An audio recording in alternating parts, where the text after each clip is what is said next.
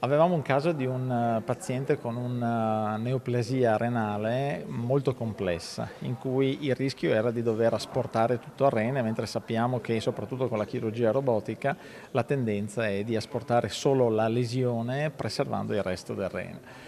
Per essere sicuri di fare la cosa migliore, avendo a disposizione diversi approcci, abbiamo deciso di far stampare quello specifico rene, e quindi è stato stampato e creato un modello in silicone customizzato, cioè specifico per quel paziente. Su quello abbiamo provato diversi approcci selezionando il migliore, che poi è stato applicato al paziente, e questo ha permesso di eseguire un intervento molto più rapidamente, in una maniera molto poco invasiva, per cui il paziente non ha perso sangue, è stato dimesso in prima giornata e sta benissimo.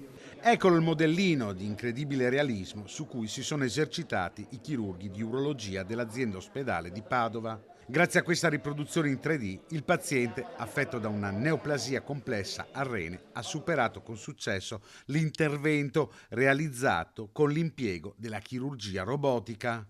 Questa è una delle potenzialità di questa tecnica. È la punta di un iceberg, nel senso che comunque appunto tantissima attività robotica viene fatta presso l'azienda ospedaliera e sta aumentando di fatto negli anni sempre di più. Tra l'altro appunto intervenire con i robot significa ridurre innanzitutto i tempi dell'intervento della degenza, ridurre le complicazioni. Grazie alle immagini dell'attacco è stato creato il modello personalizzato in 3D in un materiale che rende molto simile ai chirurghi l'esperienza dell'operazione. Centrale anche l'utilizzo della chirurgia robotica, che trova sempre maggiore impiego nelle sale operatorie. La robotica sta soppiantando la laparoscopica e questo è il futuro.